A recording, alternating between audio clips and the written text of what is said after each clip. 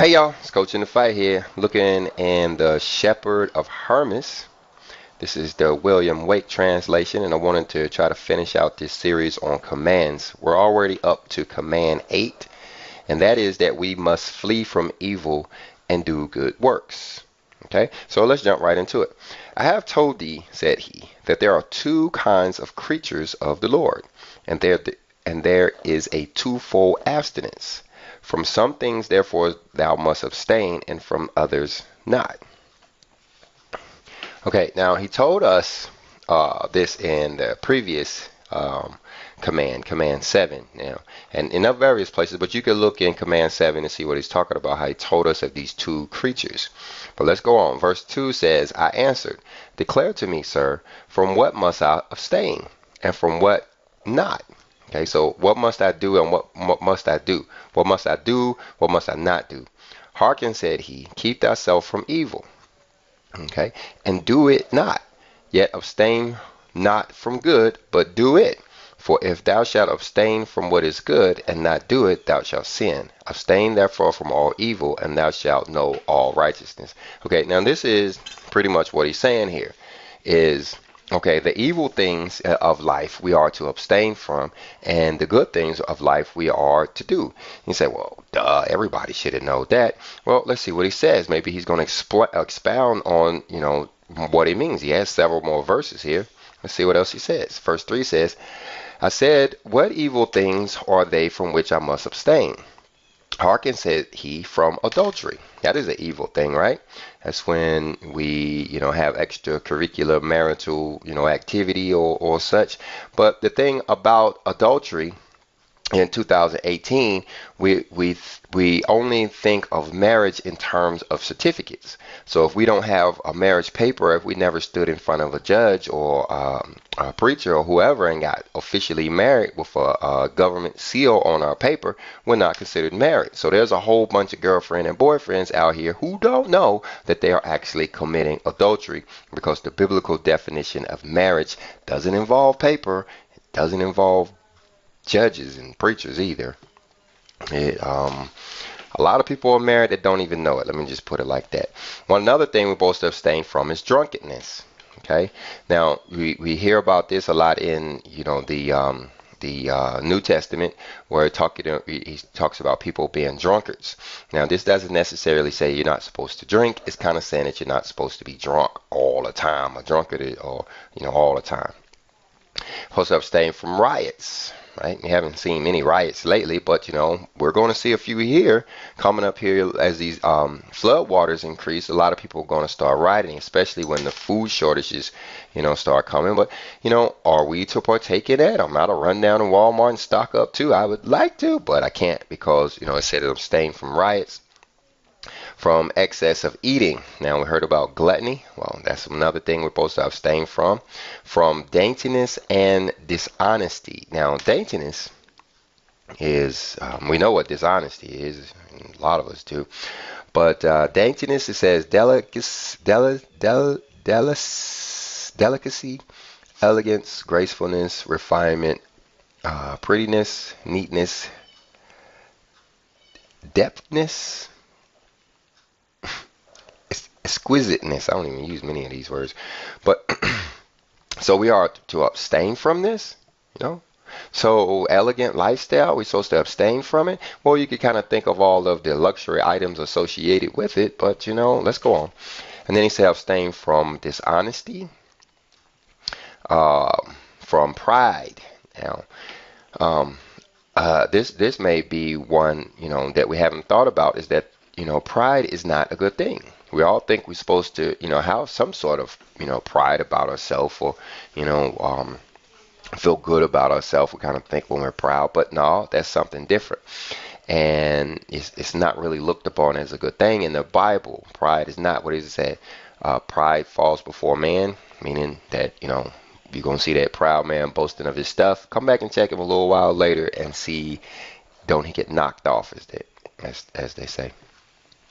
From fraud. We're supposed to abstain from fraud. What is that? What is fraud? We know. Well, deception, scam, scheme, con, swindle, racket, deceit, or fake. So we don't be fake around people. We abstain from lying. We don't tell mistruths or that kind of stuff. Detain from detraction. Okay, what is detraction? Detraction is slander, abuse, disparagement, or aspersion, disintegration, calumny, um, um, or lessening, with the opposite being praise. So the opposite of praise, we're supposed to praise people, not slander them. Another thing we're supposed to abstain from is hypocrisy. Now, there's a lot of hypocrisy in our churches today, as a lot of the people, are preaching to be holy, preaching to be sanctified, preaching to, listen to what the Bible says, but then, they're not. They're not really listening and doing what the Bible says. They're kind of just talking. They don't really know that when they say be holy, they're saying follow the commands of Moses. And so they're hypocrites, because they're saying be holy and they ain't following the commands of Moses. So they ain't holy, but they preaching holy. That's a hypocrite. From remembrance of injuries. Now this one is a tough one for me, because I've abstained so many injuries. And, it's like, the injuries don't go away. It's one thing if somebody steps on your foot and keeps going, and you looking, at them walk away, that's it's real easy, to not remember that injury. But what if the person is still standing on the injury, or what if he fully intends to come back and step on your foot again? Well, that makes it harder to not remember those injuries, knowing that that person's going to do it again. But we have to. We have to abstain from remembrance of injuries, because it does a lot of harm to us. This is what they say, holding grudges or holding resentment. We can't do that. That's a really bad one. Take it from me. And from all evil speaking. Okay. So now these are the things we are to abstain from. Now he did, put some stuff in it that we wasn't really expecting, as far as the unrighteous things. So let's go on, see what else he says. Verse 4. For these are the works of iniquity. Now, I think it was command 6, where we learned that we have two spirits that dwell with man, the angel of, or the spirit of righteousness, and then the spirit of iniquity. So these are the works of the spirit of iniquity, from which the servant of God must abstain. For he that cannot keep himself from these things cannot live unto God. Meaning, if you can't stop being a slanderer, or remembering injuries, or if you can't stop telling lies or frauding people, well, you're not going to live under God. Meaning, well, I'm not going to go into what it means to live unto God, because he's very specific about that. And I can't remember exactly what he says. I should, but I don't. Need to go check that second again. Doesn't sound good, whatever it is. You cannot live unto God, you're going to die unto God. None of us wants to die. 5. But here, said he, what follows of these kinds of things?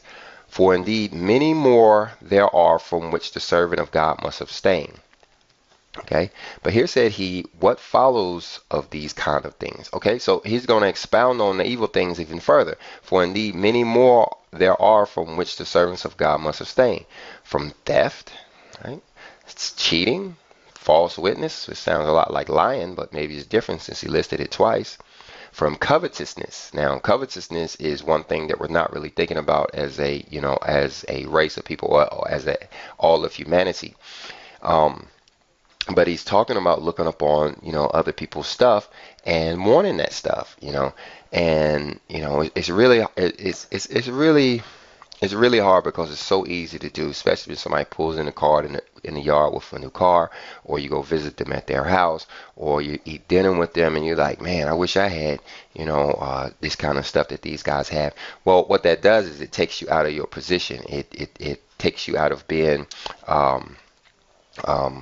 complacent with what the Lord has given you, and actually wanting to go forth. And if you try to get those things, well, you're going to have to abandon a lot of your spiritual walk to get that new house, or to get that new car and such.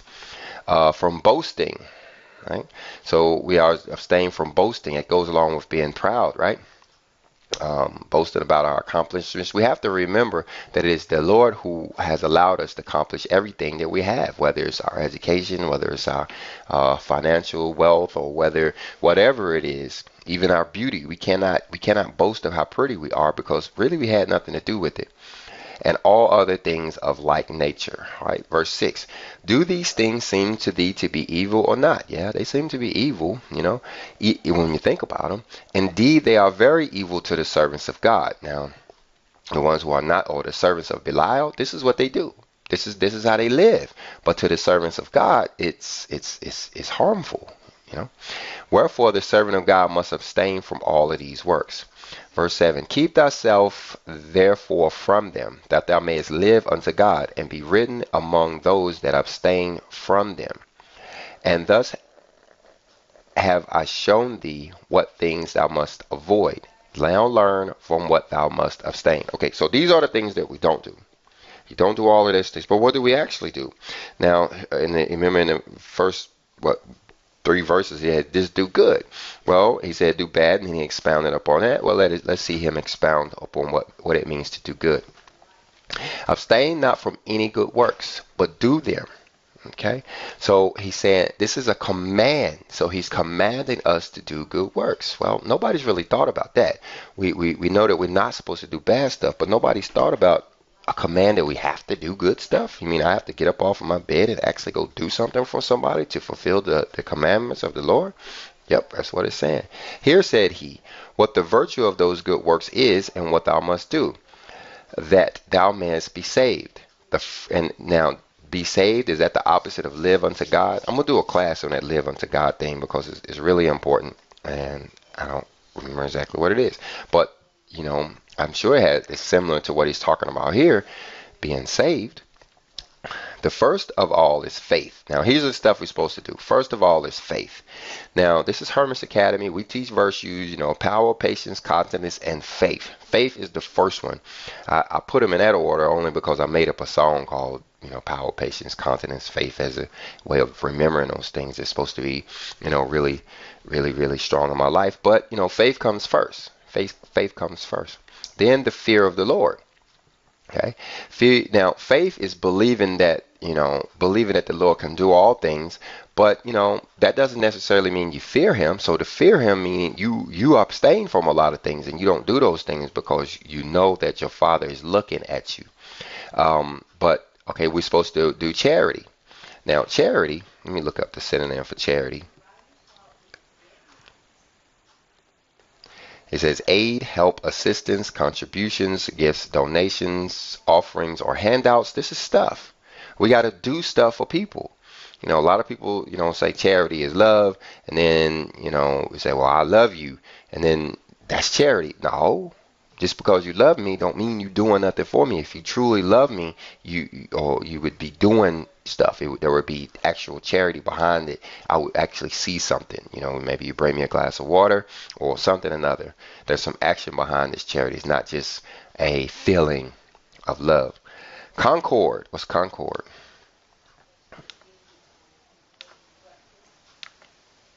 I'm on computer. Yeah.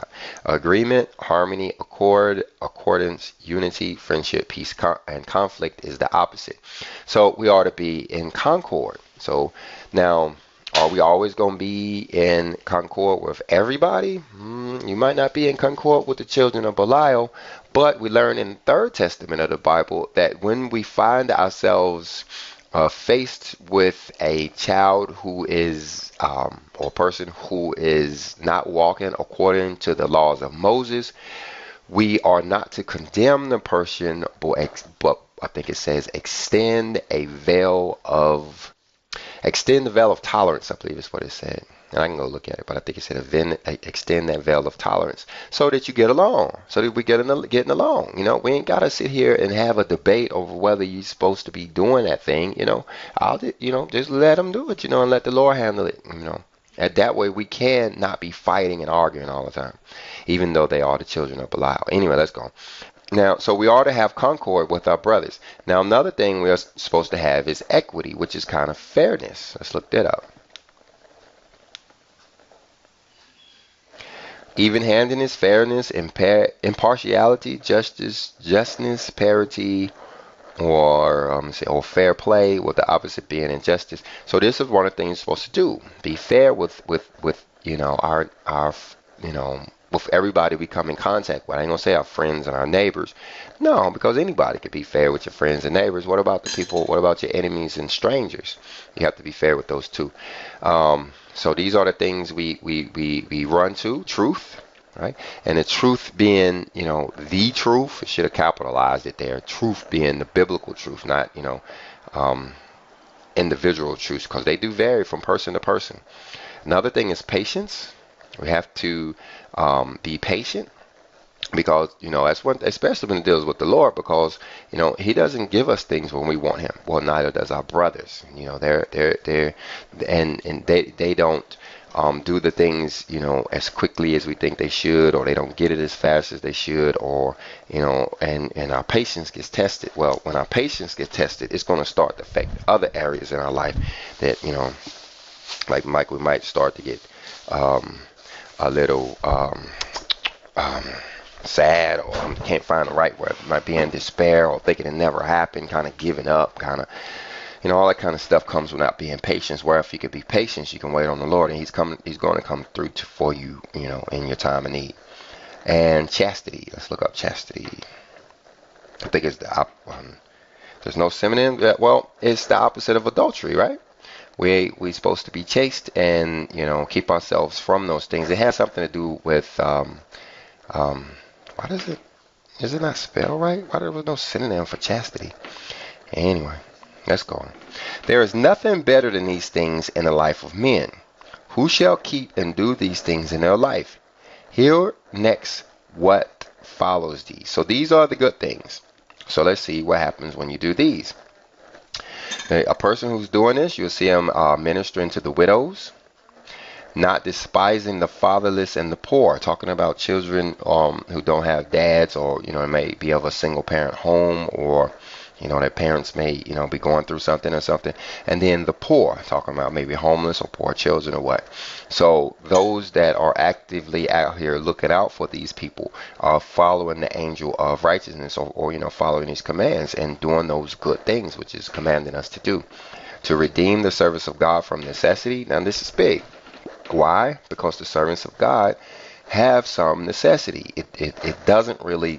It seems counterintuitive that the servants of God will be a necessity, but you got to understand what's going on here. At one point, we were all children of Egypt. We were all Babylonians. We were all partaking in the Egyptian way of doing stuff, which includes ATM cards, going to Walmart, buying all of the food we can, and such. Well, when you get on the spiritual walk, a lot of this stuff gets purged away, and as you try to make the transition from living off Walmart to living off the land, as you can imagine, it can be difficult, especially when you're first getting started. So if you see this going on, and you could come in maybe with some flour, some sugar, or something else to help the people in this time of need, you're going to get huge credit for that. To be hospitable, for in hospitality there's sometimes great fruit. Now, hospitality, it works a whole lot more than ministering. I've been a minister now for almost 23 years. I've been behind a few pulpits doing classes. I've been a soul winner on the street. I've, done a few YouTube videos, and, I got a Facebook and I did a lot of stuff as far as ministry work, but I'm going to tell you, nothing works like hospitality. When you invite the person in your house and you show them what it's supposed to look like, opposed to just telling them what it looks like, it's big. So when you offer them and you give them food or whatever, hospitality. Not to be contentious. Let's look what contentious is. Argumentative, combative, quarrelsome, antagonistic, prickly, tetchy, naysaying, or belligerent.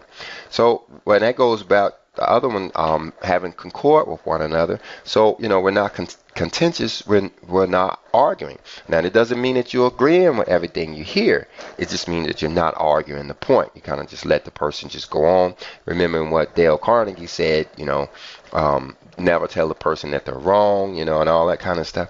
So you don't be contentious, but you be quiet, right? Let the Lord handle it. 11, to be humble above all men. Humbleness above all men. Now, that's a big word there, to be humble among all men, especially after you learn that the more humble you become, the more people take the opportunity to humble you. And it's like, dang, oh wait, I'm human too, ain't I? Y'all got me on the status of a dog now, and y'all still telling me, you know. Well, anyway, let's go. To reverence the aged, to have respect for the aged. Remember, the scripture says that you stand before the hoary head and such, so you respect the aged. To labor to be righteous. Okay, so you try to be righteous. It is how you walk. You can't just wake up and say, I am righteous, therefore, you know, you walk righteous. No, you have to labor to be such. And it involves stuff like the covenant, the laws, the commandments, statutes, judgments, precepts, the Bible. To respect the brotherhood. Now, what is the brotherhood? I think it may be talking about the nation of Israel, or the children of Israel getting along with one another as this brotherhood. I think it is. I don't think it's talking about Masons or Illuminati or nothing like that. To bear affronts. Now, what is an affront? Insults, injuries, slurs, slights, outrages, disrespects, something that offends, with the opposite being to compliment somebody. Now, walking in righteousness, you're going to have to bear affronts. Why?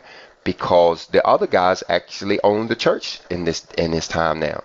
The people, the true righteous people, aren't the people down at the church. The people down at the church is the other guys. They're the ones, they're the hypocrites. I hate to, you know, put all the churches in one thing. A lot of people get offended. But as a whole, the guys down there, the Protestant church and the Catholic church, they're not teaching the laws of Moses. They're not teaching what we're supposed to be doing. So when you ever come in contact with these people, guess what they're going to do? They're gonna call you demons. They're gonna call you evil. They're gonna call you the righteous one that's following the laws of Moses. They're gonna say that you are wrong, that you are a fool, that you are all of these bad things, but you got to take it. You got to take it, and it's hard because you're looking at them and it's like, I don't think I'm the fool here. But you know, if you start to try to explain who's actually the fool there, then you're gonna start arguing and you're gonna be in contentiousness up there. So what does he say? Be quiet, just, you know, and you have to be long suffering. Because in this time period that we live in now, talking about the church people, and I'll pick on them a little bit right here. In this time that we're living in here, yeah, they're ignorant, they're off track, you know, but they're going to find out later on that they're off track. And some of them are going to come try to get back on track. So what are you going to do? You know, if you've cussed them out and you know, did all this bad stuff, you know, there may be some making up to do. But if you were long suffering and you tolerated their insults and all of that other kind of stuff, you can just, you know, kind of smile when they come over and try to get some of, you know, the blessings that the Lord is bestowing upon you during the tribulation age. And you have to forget, you know, how the devil was bestowing gifts upon them during the Piscean age, and they would not share them with you. In fact, they, you know, anyway, go on. As you see, I have some problems with some of this stuff. Even still, I'm working on it. It is a spiritual walk. It is a labor to be righteous. It is not easy. It is not easy. It's not. And I struggle with a lot of this stuff. You know, I look at it like, you know, when I was in high school, when I was in college or whatever, you know, I quickly learned that, you know, the smartest people in the class, they never make good teachers. You know, the guy that came in like, you know, I didn't even study and I made an A. Well, ask him to explain something to you and he can't. You know, it's the one that, you know, that stayed up all night studying and made the C. He's the one that can teach you. Yeah, and that's what this spiritual walk is for me. It's like I'm having to learn everything. So, and I think I'm going to delete all of that out. Anyway, let's go. Not to cast away those that are fallen from the faith. They'll be back. if they were ever in the faith, although they may have been beat up and such, but when spirit and truth comes and they understand, a lot of the reasons why they fell away from the church was satanic in nature. It wasn't, the Lord moving them or them moving them. It was, the hypocrites and, all of them people that were telling them lies and kind of, stirred up their faith a little bit. Well, once the spirit and truth comes back, they will be back, so don't get rid of them. Just kind of tolerate them. But to convert them, right? And try to bring them spirit and truth and make them to be of good cheer, because they said if they've ever walked with the Lord, if they ever put their hands to the plow and took them away, it's pretty rough. To admonish sinners. Let me look what admonish means. What does it mean to admonish a sinner? Reprove, caution, reprimand, rebuke, reproach, scold, chide, warn. Okay, well, yeah, you warn the sinners. You let them know that the thing you're doing is an error. You're not. Let's see, like a lot of my friends and a lot of your friends too carry cell phones, and when they whip them out and start saying taking selfies and such, I let them know you breaking the second commandment. Do you know that? But I don't get contentious with them after I gave them their warning and I hear their defensive mechanism going up. Oh, I'm not all that. Okay, well, you've been warned. That's it. Not to oppress those that are debtors, meaning the people that owe us money, or I guess it's debtors to us, so we don't oppress them, because what does it say? The head will become the tail will become the head. Well, if this person owes me money now in the Piscean age, chances are when it flips, he's going to be on top and I'm going to be begging him for stuff. So don't oppress him, because you can expect him to oppress you back. Do unto others as you would have them to do unto you. All other things of a like kind. Okay, here's the last verse. Do these things seem to be good or not? Yeah, they seem to be good. And I said, what can be better than these words? Live then, said he, in these commandments, and do not depart from them. For if thou shalt keep all these commandments, thou shalt live unto God. And all they that keep these commandments shall live unto God. All right. Now, look for another class on what it means to live unto God. But we're going to go ahead and wrap it up there in order to keep it short. We'll be hitting command 9 Lex, which is that we must ask God daily and without doubting. Shalom. Hermas Academy. Power, patience, continence, and faith. We teach virtue.